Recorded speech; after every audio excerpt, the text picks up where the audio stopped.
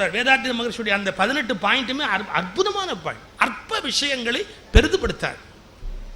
இன்னொன்று சொல்றாரு பாருங்க, எனக்கு நான் பேசி ஒரு சிடி வந்திருக்கு, கேட்குறவங்க கேளுங்க, உறவுகள் மேம்படன்னு அந்த விஷயத்தையே நான் பேசி ஒரு சிடியாக வந்திருக்கு. இப்போ இந்த புத்தக கண்காட்சிக்கு ஒரு புத்தகம் வருது, அந்த உறவுகள் மேம்படங்கிறத பற்றி அது நான் ஒரு செய்தி எழுதியிருந்தேன். அதாவது எந்த பிரச்சனையையும் நாசுக்காக கையாளுங்கள்ங்கிறார்.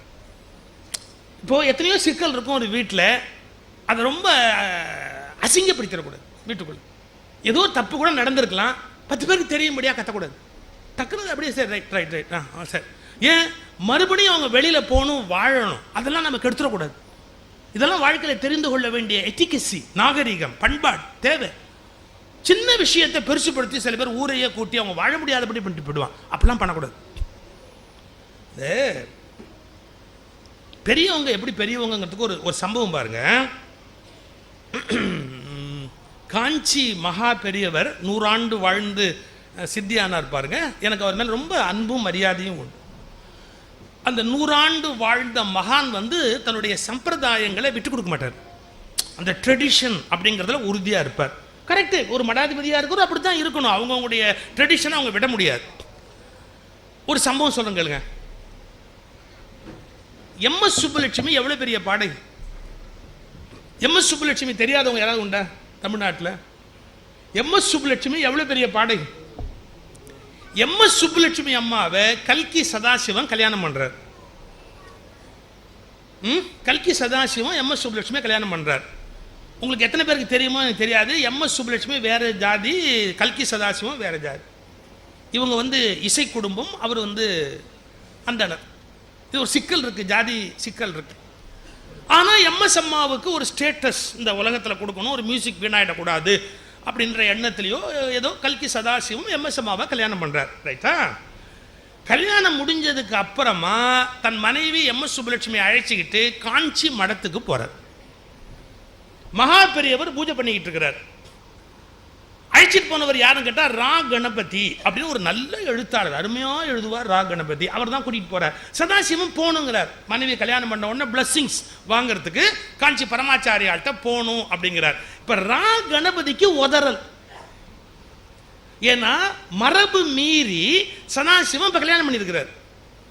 கூட்டிகிட்டு போனால் காஞ்சி பெரியவர் இப்படி எல்லாருக்கும் தீர்த்தம் கொடுக்கும்போது மடத்தோட சம்பிரதாயம் என்ன தெரியுங்களா? அப்படி ஜாதி மாதிரி கல்யாணம் பண்ணவங்களுக்கு தீர்த்தம் கொடுக்க முடியாது. இது ட்ரெடிஷன், அவங்க கிட்ட இல்லை, அது அவங்க இஷ்டம் இல்லை, அந்த மடத்தோட மரபு, அதை காப்பாற்றணும். இப்போ கல்கி சதாசிவத்துக்கு தீர்த்தம் கொடுக்காம ஒன்று கொடுக்க முடியாது போ அப்படின்ட்டா அவர் வருத்தப்படுவார். இல்லை இவருக்கு நீங்கள் கட்டாயமாக கொடுங்கோ அப்படின்னா அவர் கொடுக்க மாட்டார். தன்னுடைய மரபை மீறி எல்லாம் ஒரு காரியம் பண்ண மாட்டார். என்ன பண்ணுறது? எவ்வளோ டெலிகேட் சிச்சுவேஷன் பாருங்க. இந்த ரா கணபதி அப்பா பெரியவர் தான், அவர் கடவுள், அவருக்கு நான் பெரியவரை தான் வேண்டுன்னு என்ன பண்ணுறது, கூட்டிகிட்டு போய் நிறுத்திட்டார். மகா பெரியவர் பூஜை பண்ணிட்டு பூஜையெல்லாம் முடிச்சுட்டு அப்படி திரும்புகிறாரு. கல்கி சதாசிவம் எம்எஸ் சுப்புலட்சுமி நிற்கிறாங்க. இந்த தீர்த்தம் கொடுக்குற தீர்த்த கிண்ணத்தை அப்படி தள்ளி வச்சுட்டார். சதாசிவத்தை கிட்ட கூப்பிட்டு சௌக்கியமா எல்லாம் கேட்டார். கேட்டுட்டு ஒரு தேங்காயை கொண்டா அப்படின்னார். ஒரு தேங்காய் கொடுத்தாங்க. தேங்காயை பட்டுன்னு அவரே கல்லில் உடைச்சார். பூஜை பண்ணுற இடத்துல கல் இருக்கும் இல்லையா, தேங்காயை அப்படியே பட்டுன்னு கல்லில் உடைச்சார். உடைச்சிட்டு அந்த தேங்காய் தீர்த்தத்தை தேங்காய் தண்ணி அப்படி அவரே அதிலே பிடிச்சார். தேங்காயை உடைச்சி அதிலே தண்ணி அப்படியே பிடிச்சிக்கிட்டு கல்கி சதாசிவத்தை கூப்பிட்டு, உனக்கு ஸ்பெஷல் தீர்த்தம், ஏன்னா நீ ஸ்பெஷல் இல்லையோ அப்படின்ட்டு தேங்காய் தண்ணி அப்படியே. தேங்காய் தண்ணிக்கு தீட்டு கிடையாது. அதாவது இவங்க மடத்து மரபு குறையாது. தீர்த்தம் அந்த தீர்த்தம் கொடுக்கல, ஆனால் தேங்காய் தண்ணி அப்படியே உடைச்சு அப்படியே ஒரு கையில் அப்படியே அந்த தேங்காய் தூக்கி போட்டு, நீ ஸ்பெஷல் இல்லையோ அதனால உனக்கு ஸ்பெஷல் தீர்த்தம். மரபும் மீறாது மனமும் நோகாது எப்படி நடக்க வேண்டும் என்று மகானுக்கு தெரியும். That is Dhar greatness. Sir நம்ம வீட்டுக்கு ஒருத்தர் வர்றாங்க, பிடிக்குது பிடிக்கல, அதை பற்றி வாங்க உட்காருங்க அப்படின்னு அவங்களை உட்காத்தி வச்சு வாசல்ல நிறுத்தி வெளியே அனுப்பி பண்பாட்டு குறைவாக நடக்கூடாது. உட்காத்தி வச்சு வேணும்னா ஒரு காப்பி கொடுத்து கஷ்டப்படுத்தலாம். இந்த மாதிரி காப்பி அவன் ஜென்மத்திலே குடிச்சது இல்லைங்கிற மாதிரி ஒரு காப்பியை கலந்து கொடுத்து இனிமே இவன் வீட்டில் காப்பியே குடிக்கூடாது அது வேணா பண்ணலாம், யாரும் வேண்டாம்னு சொல்லலை. ஆனால் அவமானப்படுத்தக்கூடாது. எல்லா உறவுகளோடையும் உறவு கசந்து போகாமல் கொண்டு போவதற்கான வழிமுறைகளை ஏற்படுத்தி கொள்ளணும். அப்புறம் வாழ்க்கையில துக்கங்கள் வருதுன்னு வச்சுக்கோங்களேன். நம்ம துக்கம் வந்ததுங்கிறதுக்காக வாழ்க்கை, ஐயோ எனக்கு வந்து துக்கம் இந்த உலகத்தில் யாருக்குமே வராது பாப்பா, எனக்கு வந்து துக்கம் இந்த உலகத்தில் அப்படியே உட்காந்து என்ன சொல்றது, குறுகி போயிடக்கூடாது. கூனி குறுகி அப்படியே உள்ள போகக்கூடாது. நமக்கு கஷ்டம் வரத்தான் செய்யும். யாருக்கு தான் கஷ்டம் வரல இந்த உலகத்தில்? கஷ்டம் வராமல் இருக்காது இருக்குமா? வரும்போது எப்படி இருக்கணும் அந்த கஷ்டம். சார், பிகனல்ல கோபுலுன்னு ஒருத்தர் படம் வரைவார், பார்த்துருக்கீங்களா? கோபுலு, ஆனந்த விகடன் பழைய பத்திரிகை பார்த்தவங்களுக்கு தெரியும். இந்த தில்லானா மோகனாம்பாள்லாம் வந்தபோது கோபுலுவோட படம் வந்து அவ்வளவு அழகான படமாக இருக்கும். அதாவது லைன் டிராயிங் தான், ஆனால் அதில் கலர் போடுவார் கோபுலு. அப்படி இந்த ஒரு துப்பறியும் சாம்பு இதெல்லாம் கோபுலுவோடைய டிராயிங் நினைக்கிறேன். எனக்கு அது கோபுல டிராயிங்கே ஒரு தனியாக அழகாக இருக்கும், அது ரொம்ப வித்தியாசமாக இருக்கும் கோபுலோட டிராயிங். இவ்வளவு எக்ஸலண்ட்டாக வரையக்கூடிய ஆற்றல் உடையவர் ஓவியர் கோபுலு ஆச்சுங்களா. இவ்வளவு சிறந்த ஓவியருக்கு எது நடக்கக்கூடாதோ நடந்துச்சு. என்ன? ஸ்ட்ரோக் வந்து வலது கை போயிடுச்சு. கொஞ்சம் யோசிச்சு கற்பனை பண்ணுங்களேன். ஓவியமே வாழ்க்கையாய் உடைய ஓவியருக்கு ஸ்ட்ரோக் வந்து கை விழுந்துருச்சு, வலது கை போயிடுச்சு. ஓவியம் வரல, விகடன்ல எல்லாரும் கேட்குறாங்க, கோபுலுக்கு ஸ்ட்ரோக் வந்துருச்சு, அதனால அவரால் வரைய முடியல அப்படின்னு. ஆனால் 4 மாதம் கழிச்சு மறுபடியும் விகடன்ல படம் வந்தது. உடனே என்னுடைய நண்பர் திருப்பூர் கிருஷ்ணன், நல்ல நண்பர், அவர் போய் கோபுலுவை பார்த்தார். ஐயா, உங்கள் படம் தான் எங்களுக்கெல்லாம் உயிர், நீங்கள் இப்போ அந்த படம் வந்து இல்லையேன்னு கவலைப்பட்டேன் 4 மாதமா, இப்போ மறுபடியும் வருது, எனக்கு ரொம்ப சந்தோஷம், சரியாயிடுச்சா உடம்புன்னார். ஸ்ட்ரோக்கில் கை போனது தான், வலது கை போச்சு. கோபுலு ஒரு பதில் சொன்னார், கிருஷ்ணன், இப்போ நான் ஒரு படம் வரைகிறேன் அப்படின்னு சொன்னால் ஸ்ட்ரோக் வச்சு தானே வரைகிறேன். இதுக்கு ஸ்ட்ரோக்குன்னு பேர். அந்த படத்தில் இப்படி கோடு போடுறாங்க பார்த்தீங்களா, அது ஸ்ட்ரோக். இந்த ஸ்ட்ரோக் வச்சே நான் வரைஞ்ச புகழ் பெற்றதால பகவான் எனக்கு ஒரு ஸ்ட்ரோக் போட்டான். எப்படி எடுத்துக்கிறார் பார். இந்த ஸ்ட்ரோக் தானே நான் பாப்புலர் ஆனதுக்கு காரணம். அதனால பகவான் எனக்கு ஒரு ஸ்ட்ரோக் போட்டான். நான் போட்ட ஸ்ட்ரோக் எல்லாம் தமிழ்நாட்டு ஜனங்க பொறுத்துண்டான்னா பகவான் போட்ட ஸ்ட்ரோக்கை நான் பொறுத்துக்க வேண்டாமோ? அதுக்கு அடுத்த வார்த்தை சொன்னார். நான் யோசிச்சு பார்த்தேன், நான் எதை வச்சு படம் வரைகிறேன்? ப்ரஷ்ஷை வச்சு படம் வரைகிறேன். ஆனால் அந்த படத்தை என் ப்ரஷ்ஷாக வரைகிறது, நான் படம் ப்ரஷ்ஷை வச்சு வரைகிறேன், ஆனால் இந்த ப்ரஷ்ஷாக படம் வரைகிறது படம் மூளையில் தானே இருக்கு. அப்போ மூளையில் இருக்குன்னா ப்ரஷ்ஷு அந்த படத்தை வரைகிறது. அதே மாதிரி எனக்கு வலது கையும் ஒரு ப்ரஷ்ஷு தானேன்னு இப்போ இடது கையை ப்ரஷ் ஆக்கிட்டேன். இப்போ இந்த ப்ரஷ்ஷால் வரைகிறேன்னு இதை ப்ரஷ் ஆக்கிட்டேன், இது நல்லா வரைகிறேன். படம் மூளையில் தானே இருக்கு, ப்ரஷ்லையா இருக்கு. அப்படி இடது கையால் படம் வரைய பழகி மறுபடியும் கோபுலு தன் சாம்ராஜ்யத்தை நிலைநாட்டினார். ஒரு சின்ன தோல்வி வந்துருச்சு, இல்லை ஏதோ ஒன்று உடம்புல ஏற்பட்டு போச்சு அப்படின்னு சொன்னா அதெல்லாம் பெருசாக எடுத்துக்கூட. ரைட்டு, மனுஷனுக்கு நோயினா வரத்தான் செய்யும், எத்தனையோ சிக்கல்கள் வரத்தான் செய்யும். அதை தாண்டி எப்படி சந்தோஷமா இருக்கிறது, அதை தாண்டி நம்ம இந்த உலகத்தில் எப்படி இருக்கிறது, அதை கண்டுபிடிக்கும். வாழ்க்கையில் ஒருபோதும் நம்ம இழந்துட்டோம், நமக்கு இது இல்லாமல் போச்சு, அந்த நினைப்பு வரக்கூடாது. என்ன இருக்கோ அதை வைத்துக்கொண்டு மறுபடியும் எப்படி மேலே வரலாம், எப்படி உண்டு பண்ண, அதை நம்ம உண்டு பண்ணிக்கொண்டே போடும். இன்னொன்று, வாழ்க்கையில் மகிழ்ச்சியாக இருக்கு. நம்முடைய மகிழ்ச்சியை எது கெடுக்குதுன்னு யோசிச்சிருக்கீங்களா? நம்முடைய சந்தோஷம், மகிழ்ச்சி இதெல்லாம் எது கெடுக்குதுன்னு யோசிச்சிருக்கீங்களா?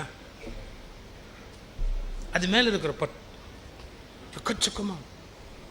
இதில் எப்போவுமே கவனமாக இருக்கிறவங்க வந்து சந்தோஷமாக இருக்கும். வேணும் சம்பாதிக்காமல் இருக்க முடியுமா? நான் என்ன சம்பாதிக்காமல் இருக்கேன்? சம்பாதிக்கணும், ஆனால் எப்போ இழக்கணும்னு தெரியும். இன்னைக்கு ஒரு நண்பரோட பேசிக்கிட்டு இருந்தேன், ஒரு வார்த்தை சொன்னார். சில பேருக்கு நிறைய பணம் இருக்கும், ஆனால் எப்படி வாழணுங்கிறது தெரியாது. நிறைய சிறந்த இடங்கள் கிடைக்கும் லைஃப்பில், அதாவது ரொம்ப புண்ணியம் பண்ணி அப்படி ஒரு சில ஸ்தானங்களில் போய் உட்காருவாங்க, காப்பாற்ற மாட்டாங்க. எல்லாராலும் வணங்கத்தக்க ஒரு ஸ்டேஜில் இருப்பாங்க, பண்ணக்கூடாத தப்பை பண்ணி அசிங்கப்பட்டு ஊர் உலகத்தில் மரியாதை கெடுத்துக்குவாங்க.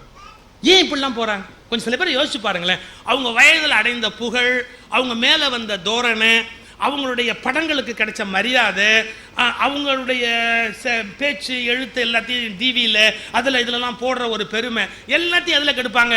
இருக்கக்கூடாத ஏதோ ஒரு தவறு வாழ்க்கையில் இருந்து எல்லாம் வீணப்படும். இவ்வளோ கஷ்டப்பட்டு ஒரு இடத்துக்கு வர்றாங்க, எல்லாம் வீணா போய் அவமானப்படுவாங்க, ஜெயிலுக்கு போவாங்க, அசிங்கப்படுவாங்க, என்னெல்லாமோ நடக்கும் லைஃப்பில். கொஞ்சம் யோசிச்சு பாருங்க. இதை கணக்கு பண்ணி என் ஃப்ரெண்டு ஒரு வார்த்தை சொன்னார், சில மறக்க முடியாத வார்த்தை. பிரதர், பாவத்தை கூட, நம்முடைய பாவத்தை கூட நம்ம சமாளிச்சுடலாம், புண்ணியத்தை ஹேண்டில் பண்ணுறது கஷ்டம்னு. நம்முடைய பாவத்தை ஹேண்டில் பண்ணுறது ஈஸி, புண்ணியத்தை ஹேண்டில் பண்ணுறது கஷ்டம் தான். புண்ணியத்தினால நமக்கு ஒரு ஸ்டேட்டஸ் வருது பாருங்க, அதை காப்பாற்றிக்கிறது உலகத்தில் கஷ்டத்தில் பெரிய கஷ்டம். அதை விட்டுடுறான் பல பேர். பாவத்தில் அது நீங்கள் ஒன்றுமே பண்ண வேணாம், பாவத்தில் உங்களுக்கு வர வேண்டிய வைத்தவெளி வந்தே தீரும், அது உங்ககிட்ட இல்லை. ஆனால் புண்ணியத்தில் அப்படி இல்லை. நீங்கள் என்னென்ன கிருத்துவம் பண்ணுவீங்கன்னு உங்களுக்கு தெரியாது. புண்ணியத்தில் வேண்டாம், இப்போ எல்லாராலும் கும்பிடப்படுகிற இடத்துக்கு வந்து கேவலமாக போனவன் எவ்வளோ பேர் இருக்கான் தெரியுங்களா? லைஃபே வீணாக்குனவன் எவ்வளோ பேர் இருக்கிறான், யோசிச்சு பாருங்க.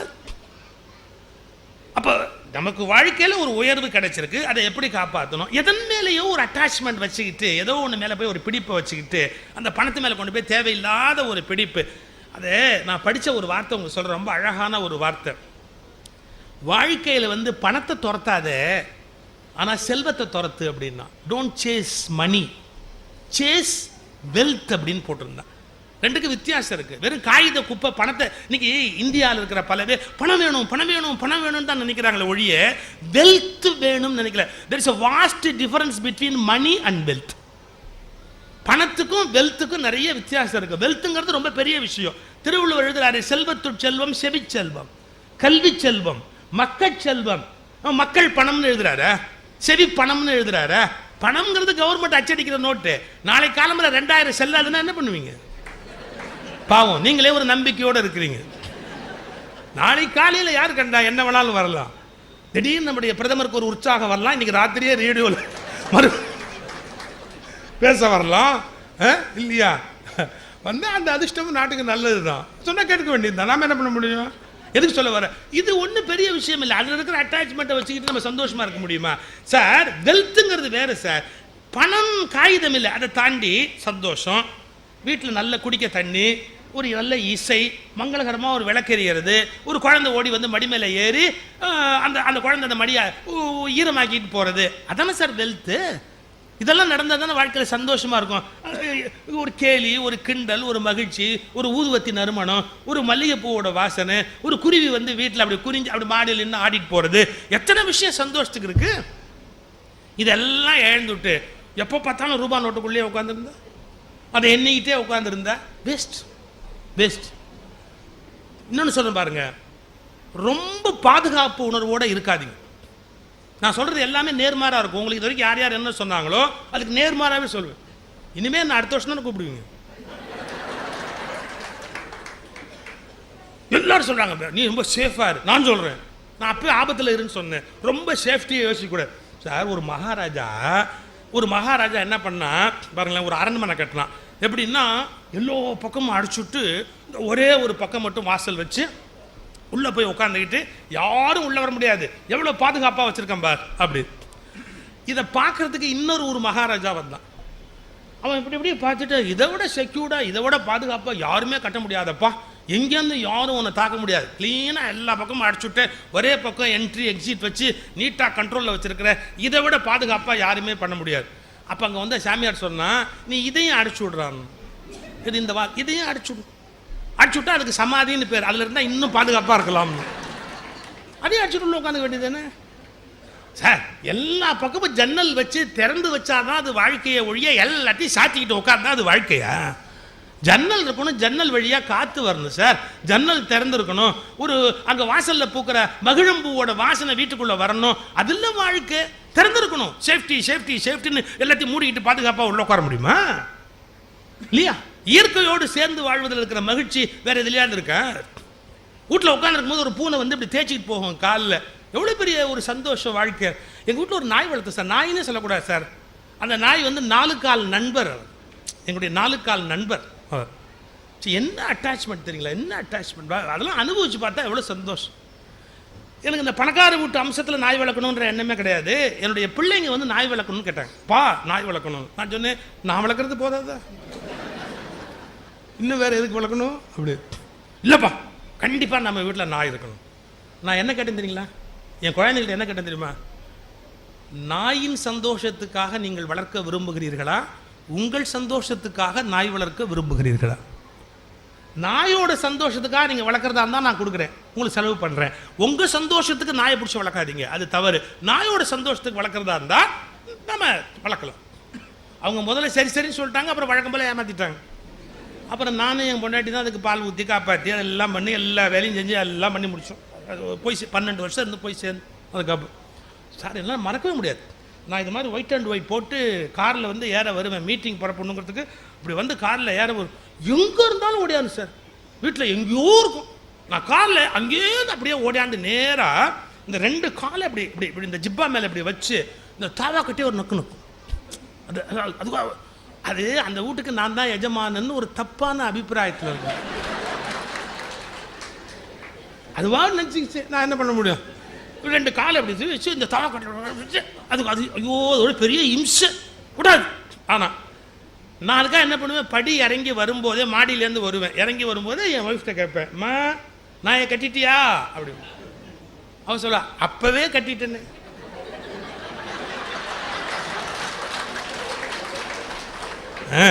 என்ன நாயினதுல உங்களுக்கு இவ்வளோ சந்தோஷம் இல்லை?